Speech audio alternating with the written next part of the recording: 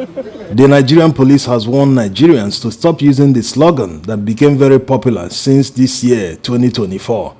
They are worried that this slogan may lead to serious crisis in Nigeria. In other words, they think that this slogan might lead to a revolution. By now, you might be wondering why a word or slogan will lead to serious crisis or a revolution. The Nigerian police might actually be justified in their fears about the slogan because in 2020, EndSARS happened and we know how far it went. Towards the end of the EndSARS protest, Nigerian youth started demanding for Buhari to step down, so they might actually be justified in their fears. This new slogan, "No grief for anyone this year," might actually take things higher than the level of EndSARS. This is because everything that led to EndSARS in 2020 still exists today. The bullying still exists, the intimidation and extortion of Nigerian youths by the police still continue till this very day. In fact, they have become brazen so far as Nigerian police continue to intimidate the citizens that they are supposed to protect. Things will always get worse. It is actually a surprise that another protest hasn't happened.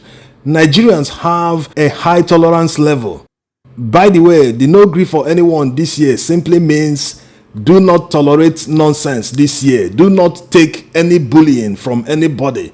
Always stand your ground and insist on your right.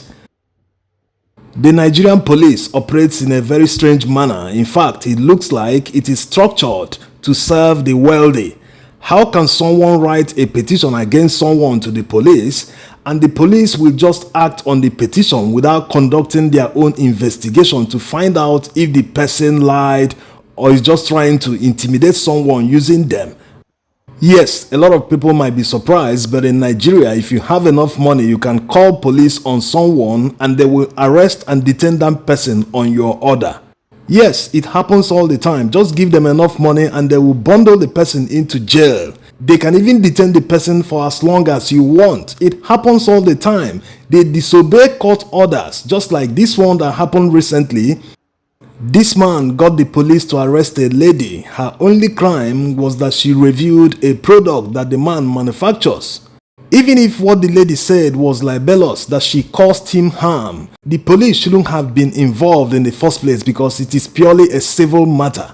So why did this man with all his wealth involve the police to intimidate and detain this lady? As if that was not enough, her lawyer eventually got her bail and they ended up in court where she's now making claims against the man. There's also a court order stopping them from arresting or harassing the lady again until the matter is disposed of in the Lagos court. But do you know what happened? They went to another court that is not in the jurisdiction of where everything happened. The whole thing happened in Lagos. And when the police from Abuja came to Lagos to effect her arrest, they had to cut off electricity to her home. In fact, they literally besieged her home. Despite her being pregnant, they blocked everywhere. The lady was under house arrest. What kind of intimidation is this? They've cut off the light to my apartment. So my wife and children are there without light, without cooking gas to be able to cook.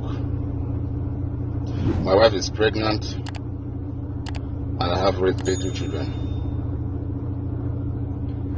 I don't know what is happening. They always put too much effort on nothing when they are supposed to use that effort to fight crime. There is so much insecurity in Nigeria that you wonder what the police and other security agents are doing. They expend too much energy on civil matters. The police shouldn't be involved in this. Why is the IG of police disobeying a court order? Once this kind of intimidation and bullying continues to happen, Nigerians must continue to resist. It is natural. So according to what they read, they say... do you have any link with this lover? Yeah, I do business on Instagram. So this lover too does business on Instagram.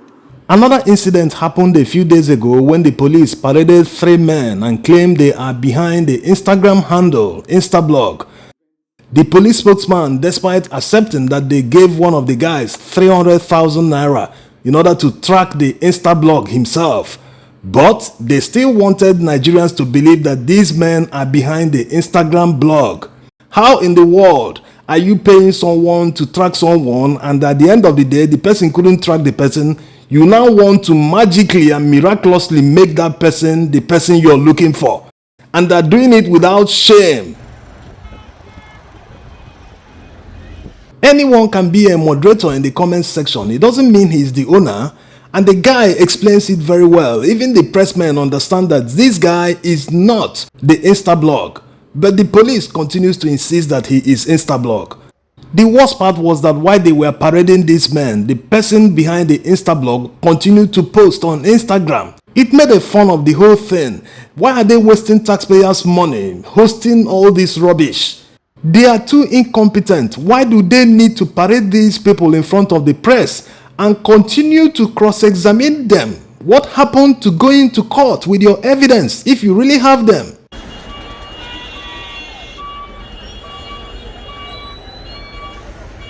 This is what Nigerians have to deal with on a daily basis.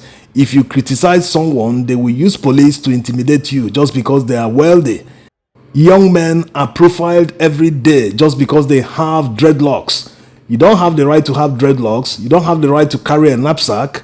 Otherwise, you become a fraudster to the police. They will have to intimidate the person, bully him, even go to the level of extorting him. They will threaten him with everything in their possession. Some of them have point-of-sale machines that they use to swipe cards of young men in order to steal from their accounts. It is that bad. So it is understandable why they are worried that the slogan is directed at them, because they say that clear conscience fears no accusation.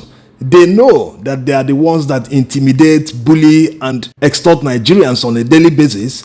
So this kind of slogan means that it is against them, just like the NSAS was against them in 2020. Okay, who runs this Reportera News platform on Twitter or X platform? Reportera is owned and run by my brother, Nnamdi Basin. Another one, although we covered it when the guy was still in detention, they arrested this guy despite him not being the person they were looking for. They were looking for his brother, but the police claimed that his number was used in opening the Twitter account, therefore that he should produce his brother or stay till his brother is found. This is never done or tolerated in any part of the world.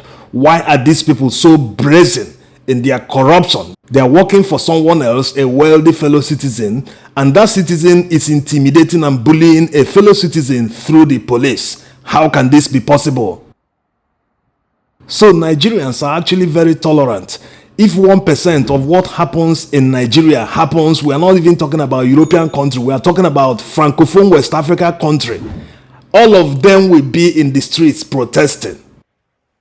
Nigerians are not even asking much from their government. They just want them to deliver basic services that people take for granted in other countries. That's all they want. If these services are available in this country, people will do their jobs, mind their businesses, and excel. But despite the fact that it is very hard to do business here, people still manage themselves and they have to deal with the constant bullying, intimidation, and extortion. Constant bullying from your fellow citizen just because the person is wealthier than you. So Nigerians will continue to live with that slogan. Do not accept bullying from anyone going forward. Do not tolerate intimidation from anyone, no matter how highly placed. Thanks for watching.